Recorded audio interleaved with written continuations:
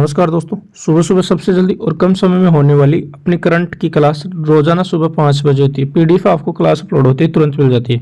आज है 17 दिसंबर, तो आज 17 दिसंबर के अपन करंट अफेयर की चर्चा करेंगे और आज के सवाल अपने 3 हैं। तो पहला सवाल कौन सा है वो देखो सब। पहला सवाल ये है, कल पेश होगा एक देश एक चुनाव बिल, बीजेपी ने सांसदों के लिए जारी किया व्हीप।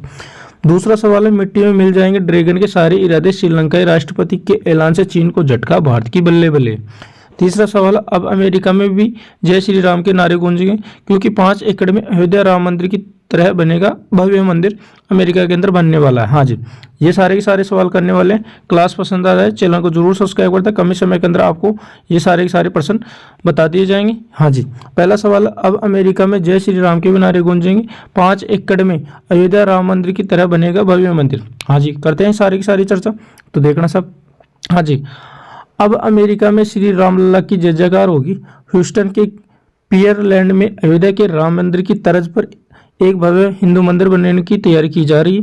ह्यूस्टन के पियरलैंड में स्वामी सत्यानंद सरस्वती फाउंडेशन वैश्विक हिंदू समुदाय के लिए 5 एकड़ क्षेत्र में फैले विशाल मंदिर का निर्माण कराएगा।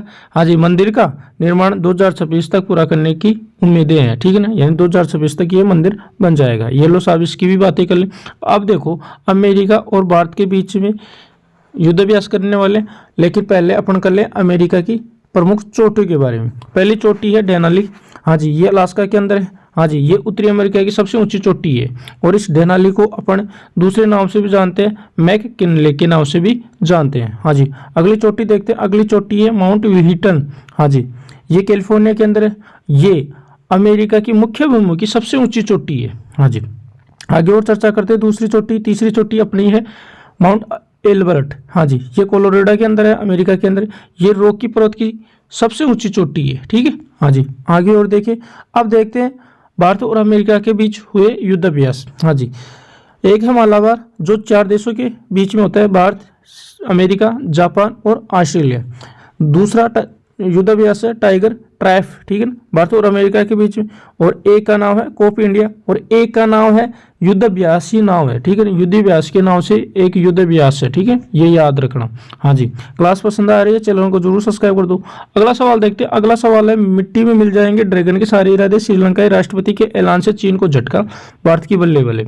हाँ जी, तो देखते हैं कैसे बल्ले बल्ले हुई और किसने बोला ये सारी की सारी बातें। हाँ जी, श्रीलंका के राष्ट्रपति अनुरा कुमारा दिसानायके ने सोमवार को कहा कि हम श्रीलंका के जमीन, यानी ये श्रीलंका के राष्ट्रपति भारत आए हुए हैं। ठीक है। हाँ जी, जमीन पर भारत के खिलाफ इस्तेमाल होने नहीं देंगे। ठीक है, यानी भारत के खिलाफ चीन को इस्तेमाल नहीं करने देगा ये श्रीलंका। हाँ जी, भारत के दौरे पर आए अनुरा कुमारा ने प्रधानमंत्री नरेंद्र मोदी से मुलाकात की और उनके भरोसे, ठीक है ना, भरोसे की बात की, यानी उनको भरोसा दिलाया कि हम आपके साथ ही। आगे देखना सब। रक्षा, व्यापार और निवेश समेत विभिन्न क्षेत्रों में भारत और श्रीलंका के बीच सहयोग और बढ़ाने पर दोनों नेताओं के बीच बातचीत हुई। श्रीलंका के नेता राष्ट्र, ठीक है ना, रविवार को दिल्ली आए।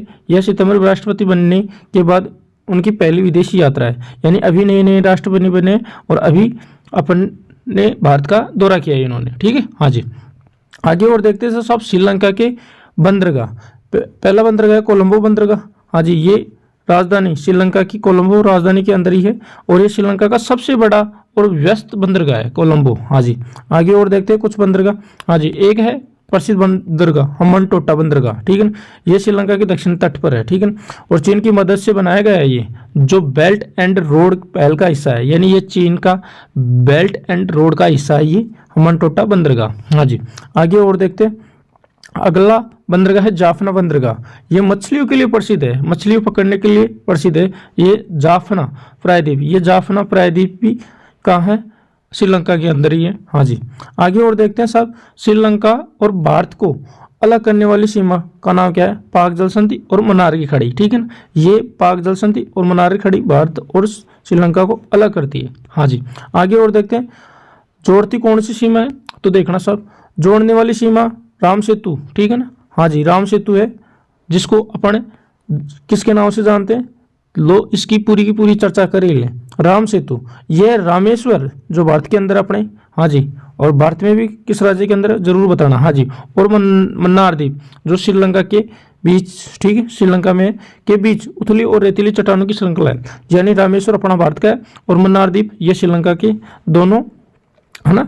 और राम सेतु और आदम पुल कहा जाता है, यानी इस राम सेतु को आदम पुल के नाम से भी जाना जाता है। ये लगभग 48 किलोमीटर लंबा है, यानी भारत और श्रीलंका के बीच में ये आदमकद का पुल 48 किलोमीटर है, ठीक है। हाँ जी, तो अपन मान सकते हैं कि भारत और श्रीलंका के बीच में 48 किलोमीटर सीमा लगती है, ठीक है। हाँ जी, आगे और देखते हैं। तीसरा सवाल अपना ये है कि कल पेश होगा एक देश का चुनाव बिल बीजेपी, यानी एक देश चुनाव बिल बीजेपी ने सांसदों के लिए जारी किया व्हीप। हाँ जी, सारी चर्चा करते हैं। तो देखो सब क्या है ये एक देश एक चुनाव। हाँ जी, one nation one election bill मंगलवार को दोपहर 12 बजे पेश किया जाएगा, यानी आज किया जाएगा ये 12 बजे पेश। न्यूज एजेंसी ANI के मुताबिक बताया गया, ठीक है ना, मुताबिक कानून मंत्री अर्जुन राम मेघवाल यह बिल पेश करेंगे, ठीक है। हाँ जी, ये न्यूज वाले बता रहे हैं कि इसको कानून मंत्री अर्जुन लाल मेघवाल पेश करेंगे one nation one election bill को। हाँ जी, बीजेपी ने अपने तमाम सांसदों को संसद में मौजूद रहने के लिए 3 लाइनों का व्हिप जारी किया है। हाँ जी, इस बिल को, ठीक ना, संविधान के अनुच्छेद 129 बिल 2024 नाम दिया गया है। अगर यह बिल कानून की शक्ल ले ले, ठीक ना, तो पूरे देश में सारे चुनाव यानी एक साथ होने वाले हैं। हाँ जी, आगे और देखना सब। भारत में, ठीक है ना, यानी शुरुआत में समिति का कार्यकाल 90 दिनों तक होगा, जिसे बढ़ाया भी जा सकता है। और ये लाइन याद रखना कि भारत में इससे पहले 1951 से 1960 तक एक साथ, ठीक है ना, एक साथ चुनाव हुए थे सारे के सारे, यानी 1951 से 1967 सारे के सारे चुनाव एक साथ हुए थे। हाँ जी, और आज के दिवस ये हैं अपने।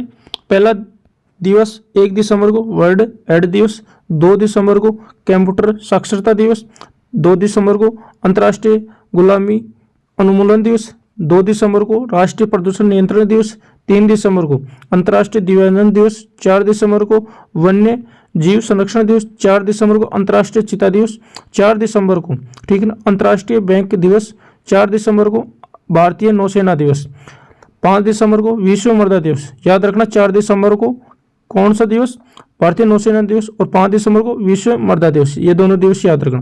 5 दिसंबर को अंतर्राष्ट्रीय शव सेवक दिवस, 7 सितंबर को सशस्त्र सेना झंडा दिवस, 7 सितंबर को अंतर्राष्ट्रीय नागरिक विमान दिवस, 9 दिसंबर को अंतर्राष्ट्रीय भ्रष्टाचार विरोधी दिवस, 10 दिसंबर को विश्व मानवाधिकार दिवस, 11 दिसंबर को विश्व पर्वत दिवस, 12 दिसंबर को सार्वभौमिक स्वास्थ्य कवरेज दिवस, और 12 दिसंबर को अंतर्राष्ट्रीय तटस्था दिवस। ये लो साहब अपने सारी की सारी चर्चा अपन कम ही समय के अंदर कर ली।